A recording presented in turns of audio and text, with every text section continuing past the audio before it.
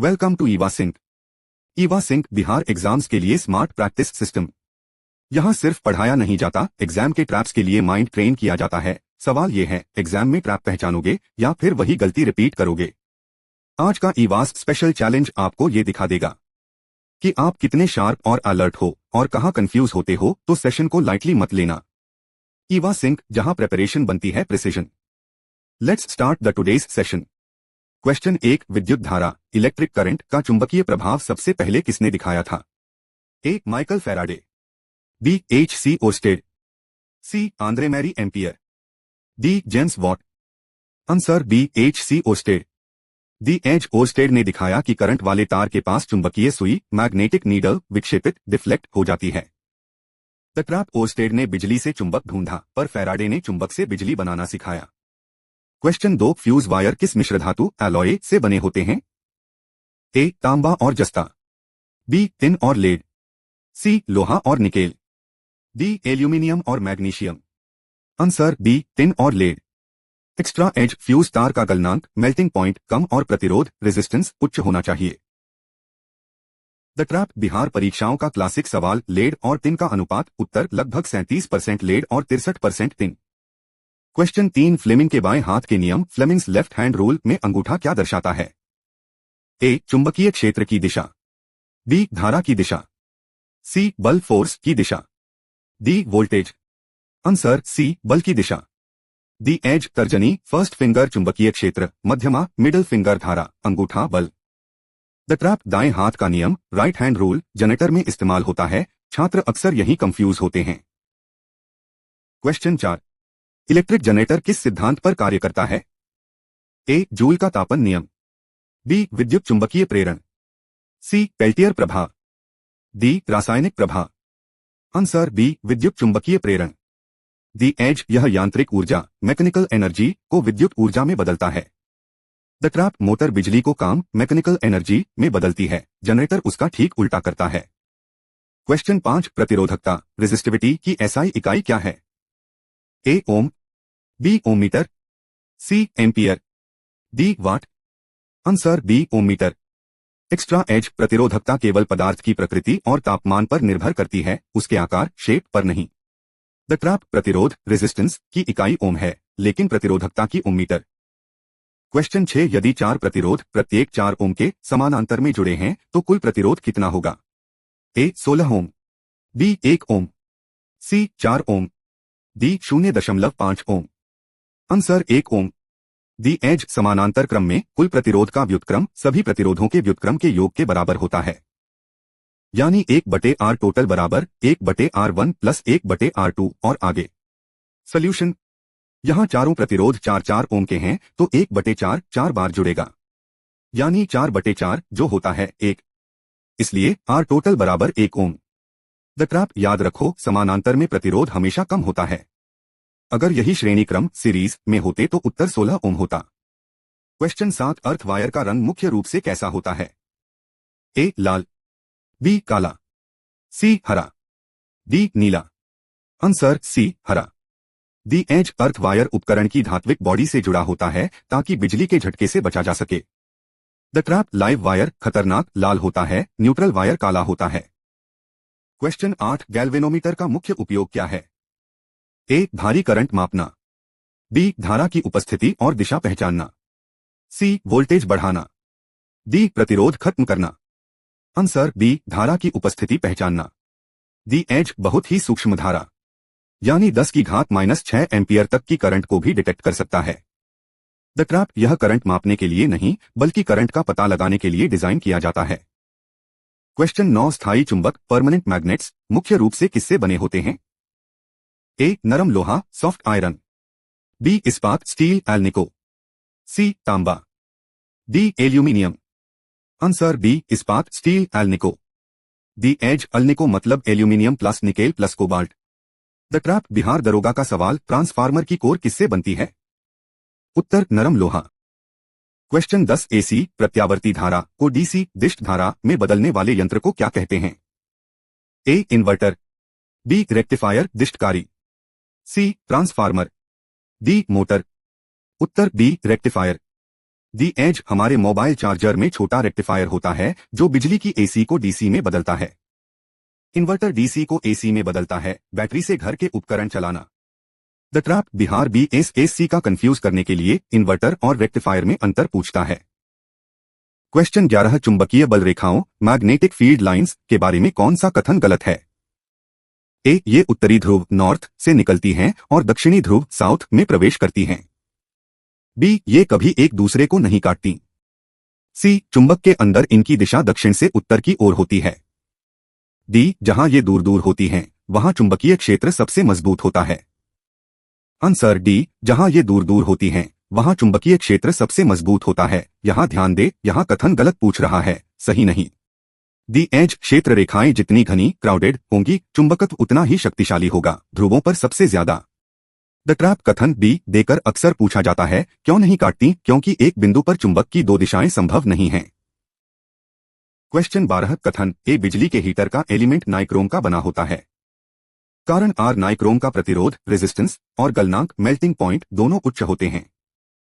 ए और आर दोनों सही हैं और आर ए की सही व्याख्या है। बी, ए और आर दोनों सही हैं पर आर ए की सही व्याख्या नहीं है। सी, ए सही है पर आर गलत है। डी, ए गलत है पर आर सही है। आंसर ए और आर दोनों सही हैं और आर ए की सही व्याख्या है। दी एज नाइक्रोम बराबर निकेल प्लस क्रोमियम का मिश्रण है। द ट्रैप नाइक्रोम लालक रेड हॉट होने पर भी हवा के साथ प्रतिक्रिया करके जलता नहीं है, इसलिए यह हीटिंग के लिए बेस्ट है। क्वेश्चन 13 विद्युत धारा करंट की दिशा मुख्य रूप से क्या मानी जाती है? ए, इलेक्ट्रॉनों के बहने की दिशा में। बी, इलेक्ट्रॉनों के बहने की विपरीत अपोजिट दिशा में। सी, उत्तर से दक्षिण की ओर। डी, उच्च प्रतिरोध से निम्न की ओर। आंसर बी, इलेक्ट्रॉनों के बहने की विपरीत दिशा में। दी एज इसे पारंपरिक धारा कन्वेंशनल करंट कहते हैं जो प्लस से माइनस की तरफ जाती है। द ट्रैप बिजली की दिशा हमेशा उच्च विभव हाई पोटेंशियल से निम्न विभव लो पोटेंशियल की तरफ होती है। क्वेश्चन 14 फैराडे का नियम फैराडेस लॉ किससे जुड़ा है? ए, इलेक्ट्रोलीज और EMI। बी, गैसों के दबाव से। सी, प्रकाश के अपवर्तन से। डी, न्यूटन के नियमों से। आंसर ए, इलेक्ट्रोलाइसिस और EMI। दी एज फैराडे ने बिजली से केमिकल्स को अलग करने इलेक्ट्रोलाइसिस और चुंबकत्व से बिजली बनाने इलेक्ट्रोमैग्नेटिक इंडक्शन दोनों के नियम दिए। द ट्रैप बिहार BSSC का एक सवाल, इंडक्ट में ऊर्जा कहाँ स्टोर होती है? उत्तर, चुंबकीय क्षेत्र मैग्नेटिक फील्ड में। क्वेश्चन 15 विद्युत चुंबक इलेक्ट्रोमैग्नेट की शक्ति कैसे बढ़ाई जा सकती है? एक, धारा करंट बढ़ाकर। दो, फेरों की संख्या नंबर ऑफ टर्न्स बढ़ाकर। तीन, नरम लोहे की कोर उपयोग करके। ए, सिर्फ एक। बी, सिर्फ एक और दो। सी, एक, दो और तीन सभी। डी, सिर्फ तीन। आंसर सी, एक, दो और तीन सभी। दी एज परिनालिका सोलिनॉइड के अंदर नरम लोहा डालने से चुंबकीय क्षेत्र कई गुना बढ़ जाता है। द ट्रैप स्टील का उपयोग करने से वह अस्थायी टेम्परेरी नहीं रह पाएगा, इसलिए नरम लोहा ही सबसे अच्छा विकल्प है। क्वेश्चन 16 बिजली के बिल में एक यूनिट किसके बराबर होती है? ए, 1 वाट। बी, 1 किलोवाट घंटा। सी, 1 एम्पियर घंटा। D, 1 joule. Answer B, 1 kilowatt घंटा 1 kWh। दी एज यदि 1000 वाट का कोई उपकरण 1 घंटा चले तो 1 यूनिट बिजली खर्च होती है। द ट्रैप यूनिट ऊर्जा एनर्जी मापता है, शक्ति नहीं। छात्र अक्सर वाट और किलोवाट घंटा में भ्रमित हो जाते हैं। क्वेश्चन 17 टेस्ला किसकी यूनिट है? ए, विद्युत क्षेत्र। बी, चुंबकीय क्षेत्र की तीव्रता। सी, विद्युत धारा। डी, शक्ति। आंसर बी, चुंबकीय क्षेत्र की तीव्रता। एक्स्ट्रा एज इसे वेबर पर स्क्वायर मीटर यानी वेबर प्रति वर्ग मीटर कहा जाता है। द ट्रैप बिहार की परीक्षाओं में टेस्ला और वेबर में कंफ्यूजन होता है, याद रहे वेबर केवल चुंबकीय फ्लक्स मैग्नेटिक फ्लक्स की इकाई है। प्रश्न 18 अर्धचालक सेमीकंडक्टर्स का प्रतिरोध रेजिस्टेंस तापमान बढ़ने पर क्या होता है? ए, बढ़ता है। बी, घटता है। सी, एक समान रहता है। डी, पहले बढ़ता है फिर घटता है। आंसर बी, घटता है। दी एज धातुओं कंडक्टर्स के ठीक उल्टा, अर्धचालकों में गर्मी मिलने पर इलेक्ट्रॉन फ्री हो जाते हैं जिससे करंट आसानी से बहता है और रेजिस्टेंस कम हो जाता है। सिलिकॉन इसका बेस्ट उदाहरण है। द ट्रैप छात्र तांबे कॉपर जैसा समझकर बढ़ता है और टिक कर देते हैं। याद रखना, धातु के गर्म होने पर रुकावट बढ़ती है, अर्धचालक के गर्म होने पर रुकावट घटती है। क्वेश्चन 19 पीएन जंक्शन डायोड का मुख्य उपयोग क्या है? ए. सिग्नल को बड़ा करना, एम्प्लीफिकेशन। बी. एसी को डीसी में बदलना, रेक्टिफिकेशन। सी. वोल्टेज स्टोर करना। डी. चुंबक बनाना। उत्तर बी. एसी को डीसी में बदलना। दी एज डायोड एक वन वे वाल्व है जो करंट को सिर्फ एक दिशा में जाने देता है। इसका सबसे बड़ा काम मोबाइल चार्जर में एसी बिजली को डीसी में बदलना है। जब पी साइड को प्लस और एन साइड को माइनस से जोड़ते हैं तब डायोड में करंट आसानी से बहने लगता है।